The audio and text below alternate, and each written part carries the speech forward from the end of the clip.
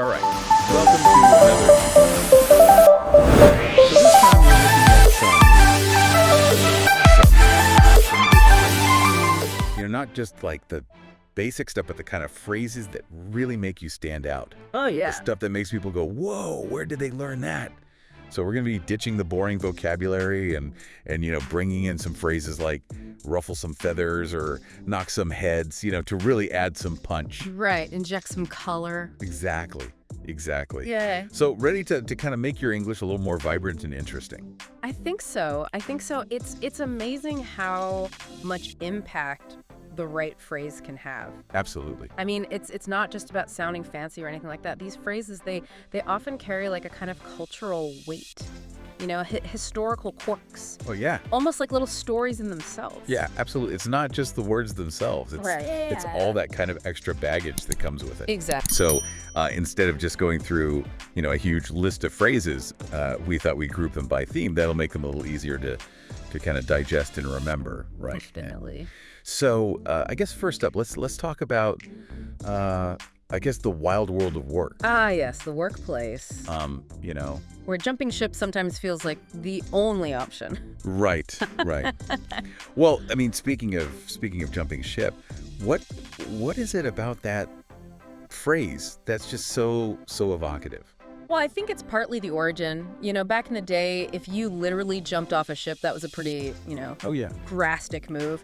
Desertion, maybe even mutiny. Right. And now we use it for quitting a job, but Right. that sense of rebellion, of seeking something better, it still lingers. Yeah, it's not just quitting, it's making a statement. Exactly. So you've jumped ship, you've landed a new gig, and immediately you're in a meeting where someone's idea is about to ruffle some feathers. Yeah. Have you ever been there? Oh, I think we all have. Right. What's interesting about ruffle some feathers is the implication of disruption.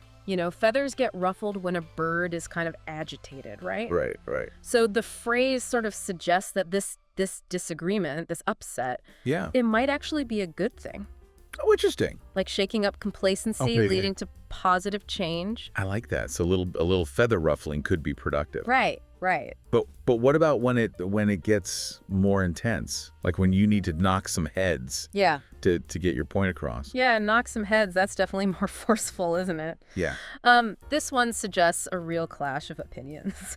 Maybe even some stubbornness on both sides. Right. But the image is so strong. Yeah. It makes you think about how even arguments can be productive if they lead to a solution. Right. Not about literally knocking heads, of course. Yeah. Metaphorically speaking. Metaphorically. Right. Now, Yeah. even when you're not, knocking heads, some projects just end up costing way more. Someone has to bear the cost. Yeah, And I'm not just talking about money here. exactly. Bear the cost is really about the burden, the responsibility. Right. Could be financial, but it could also be emotional, reputational. Right. It highlights that choices have consequences, basically. Yeah. It's a good phrase to keep in mind when making tough decisions, isn't it? Absolutely. But hopefully, even when it's tough, those decisions help to pave the way for something better. Yes. I love that image. It's like creating a smooth road for what comes next. Yeah, it's the idea of progress is built right into it. Yes. It acknowledges that things don't just happen in isolation, right? Someone had to pave that way. Yeah. Sometimes you're the paver, sometimes you benefit from the paved road someone else made. Yeah, exactly. Yeah. Okay, so we've got jumping ship, ruffling feathers, even paving the way. Mm-hmm. But let's be real.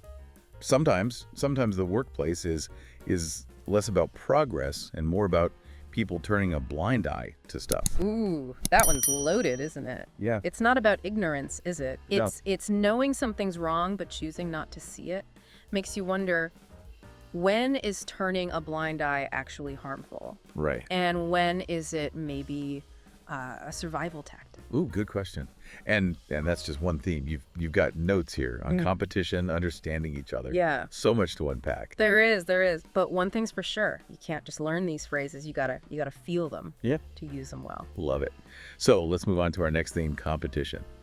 Are you ready to dive into the thrill of victory and, well, let's just say the learning experience of not winning? I am. All right, let's do it. All right, so we tackled the workplace, all those phrases. Right. Now let's talk about competition.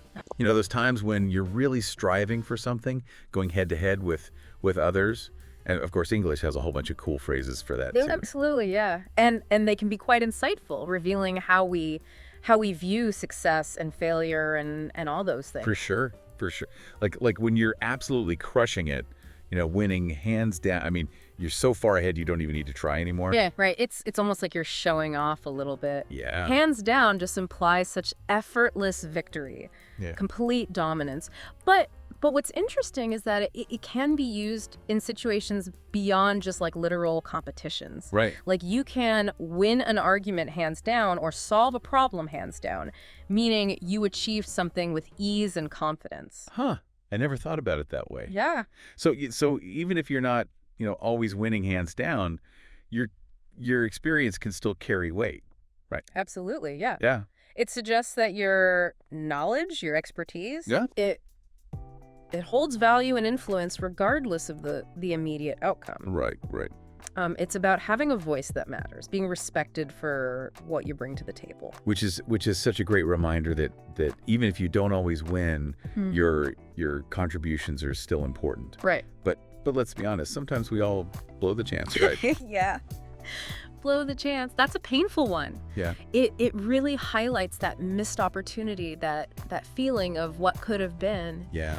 But it also serves as a reminder that timing and execution can be just as crucial as talent or hard work. Right. Yeah, it's a good lesson, although sometimes a tough one to learn. definitely. So we've talked about workplace drama and the ups and downs of competition. Right. But communication isn't always so clear cut, is it? No. Sometimes you have to kind of read between the lines to figure out what's really going on. Right. That's where things get really interesting, I think. Reading between the lines, it's about understanding those unspoken messages. Right. The subtle cues in communication. Right. It's about recognizing that words are only part of the story. Right. Tone, body language, context, they all play a role. Yeah, it's like a secret code you have to crack. Right, exactly. And sometimes you need to make sure your own message is crystal clear to really draw attention to a specific point. Yes, draw attention. It's all about focusing, highlighting. Right.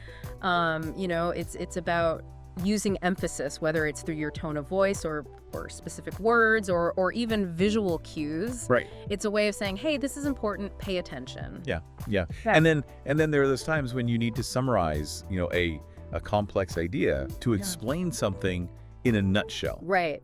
Concise and to the point. Yeah, in a nutshell, it's all about brevity and clarity. It's about getting to the essence of something without getting bogged down in unnecessary details. So valuable in today's world, right? Where we're just bombarded with information. Absolutely. Okay. But what about when you need to reveal something hidden to bring to light some crucial piece of information? Bring to light. Yeah. That suggests uncovering something that was previously concealed or unknown. Right. It often has this sense of revelation or exposure, Yeah. and sometimes it even implies that this information was intentionally kept hidden. Ooh, interesting. Yeah, So it's like shining a spotlight on the truth, however uncomfortable it might be. exactly. Okay, so we've got decoding messages, emphasizing points, summarizing things. But sometimes the most powerful communication is simply about listening with an open mind. Yeah, that's such an important one, isn't it? Yeah. Listening with an open mind, it requires setting aside your own biases and preconceived notions. Right. It's about being receptive to different perspectives and being willing to consider viewpoints that challenge your own. It's not always easy to do, but it's so essential. Yeah. For understanding and growth. And finally, let's not forget the importance of staying connected, of touching base with people. Right. Touching base is about maintaining those connections, whether it's a quick check-in or a casual update. Yeah. Or simply acknowledging that you're there for each other. It's about nurturing relationships and keeping those lines of communication open. So we've explored phrases for deciphering, subtle cues, making your message stand out, and even simply connecting with others. But communication isn't all about talking and listening, is it? No. Sometimes you have to make a decision. take action. Absolutely. You got to do something. Right. Yeah. And just like with every other aspect of communication, English is packed with these vibrant phrases Yeah, right. to describe the decision-making process. So tell me, have you ever been completely stuck, unable to decide what to do, totally on the fence? Oh, I think we've all been there at some point. Yeah. On the fence perfectly captures that feeling of indecision, of weighing the pros and cons, but not being able to commit to one side or the other. Yeah. Yeah. It's like being stuck in limbo. Right. Exactly. But sometimes even when you're, leaning one way, you still need to think twice before taking that leap. Right. Think twice. That's a cautionary phrase. It urges careful consideration. Yeah. Especially when the consequences could be significant. Right. It's a reminder that impulsive decisions can sometimes lead to regret. Good advice. But at some point, you do have to stop deliberating and take the plunge. Exactly. You got to take the plunge. Yeah. It implies a sense of risk and commitment. Right. It's about diving into the unknown, embracing the uncertainty, and moving forward with your decision. And once you've taken that plunge, you're in the driver's seat. You're in control, ready to steer your own course. Yeah. In the driver's seat, it suggests having agency. Right. Taking ownership of your choices and their consequences. Yeah. It's about being proactive and shaping your own destiny. But let's be real. Even when you're in the driver's seat, life can throw you some curveballs. Oh, yeah. Sometimes you just have to play it by ear. Absolutely. Right. Play it by ear. It's about adaptability and flexibility. Yeah. It's about being open to change and adjusting your plans as needed. Right. Sometimes it's the only way to navigate unexpected circumstances. So we've covered making decisions, taking action, and even adapting to the unexpected. But life throws a lot more than just, choices our way, doesn't it? It does. There are situations, circumstances, all kinds of, twists and turns. And wouldn't you know it? English has some pretty awesome phrases for those too. Oh, of course. I mean, language is constantly evolving, right? To reflect the human experience. And that includes all the ups and downs, the joys and sorrows, the predictable and the utterly unexpected. Like when you run into problems, it happens to the best of us, right? Oh yeah, run into problems. It just acknowledges that obstacles and challenges are inevitable parts of life. It's a simple phrase, but it normalizes those difficult moments. Yeah. Reminds us that we're not alone in facing them.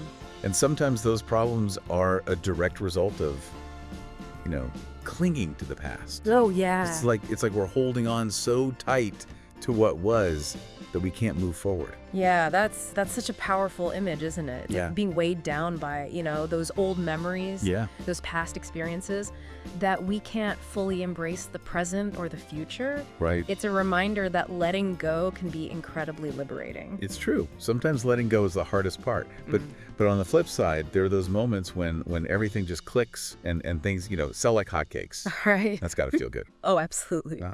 So like hotcakes, it just evokes that sense of overwhelming popularity, of high demand. It suggests that something has captured the public's imagination and is just flying off the shelves. And it's not just about products, is it? No? Ideas can sell like hotcakes too. Right. It's about anything that becomes a sudden hit, a widespread sensation. Exactly. But just as things can, heat up quickly, sometimes you have to cut ties with things that aren't working anymore. Yeah. Tough decision. Cut ties, yeah. It's about recognizing when something has run its course. Yeah. Whether it's a relationship, a job, or even a way of thinking. Right. It can be a difficult decision, of course, but sometimes it's necessary for growth and well-being. Yeah. It's about prioritizing yourself and what's best for you in the long run. It takes courage to cut ties, but sometimes it's the only way to make space for something new. Right. And then there are those things that truly stand the test of time. Yes, stand the test of time. It's about enduring value, about things that remain relevant and meaningful across generations. Yeah. Think about, classic works of art, timeless pieces of literature, Yeah. or even those fundamental principles that guide our lives. It's about leaving a legacy. Creating something that continues to inspire and resonate long after you're gone. Exactly. But sometimes, life throws us a curveball. Something completely unexpected. It's like a bolt from the blue. A bolt from the blue. Yeah. It really captures that sense of suddenness, Yeah. of being completely caught off guard by something we never saw coming. Yeah. It can be a positive or negative event, Right. but it always highlights the unpredictable nature of life. It's a reminder that we're not always in control. Yeah. That sometimes we just have to roll with the punches. And speaking of uncertainty, sometimes situations are so precarious, they're touch and go. Oh, yeah. Right. Touch and go. It evokes that sense of teetering on the edge, Yeah. of not knowing which way things will go. Yeah. It's full of suspense and uncertainty, but also a hint of hope that things might just work out. Yeah, it's a reminder that even in those moments of uncertainty, there's still a chance for things to turn around. Yeah. And then there are those things that happen quietly, discreetly. They fly under the radar. Right. Fly under the radar suggests a level of secrecy or inconspicuousness. Yeah. It can be intentional, like a covert operation, Right. or unintentional, like something that simply goes unnoticed. It's a reminder that not everything is always as it seems. Right. That there's often more happening beneath the surface. Okay, so we've covered phrases for all sorts of life situations, from facing challenges to celebrating successes and navigating the unexpected. But we've got one more category to explore. Those idioms that add a real punch to our language. Yeah. The ones that emphasize and exaggerate. Ready for some linguistic fireworks? Let's do it. All right, so picture this. You're going above and beyond, doing everything you can to help someone. You're bending over backward. Right. Bend over backwards. It creates such a vivid image, doesn't it? Yeah. It suggests that you're putting in an extraordinary amount of effort, even contorting yourself to accommodate someone else's needs. It's about being incredibly helpful, even if it means going to extreme lengths. And sometimes, you need to create the perfect conditions for something to happen, to set the stage for success. Yes, set the stage. It's about preparation. Yeah. Creating the right environment. It's about laying the groundwork for something significant to occur. And then there are those people who always follow the rules, who do everything by the book. Right. By the book suggests a strict adherence to rules and procedures. Yeah. It's about doing things in a methodical and prescribed way, leaving no room for deviation or improvisation. It's about being meticulous Yeah. and following the established guidelines to a T. Mm-hmm. But sometimes you need a concrete example to illustrate your point. You need a case in point. Yes, a case in point is a perfect way to provide evidence or a specific instance that supports your argument. Right. It's about making your point clear and convincing by providing a real-world example. It's like saying, here's proof that what I'm saying is true. Exactly. And then there are those times when the signs are undeniable, the outcome is inevitable, the writing is on the wall. Oh, yes. The writing is on the wall implies that something is about to happen, usually something negative, and there's no way to avoid it. Right. It's about recognizing those warning signs and accepting the impending outcome. It's a phrase often used in situations where things are, headed for disaster or failure. Yeah.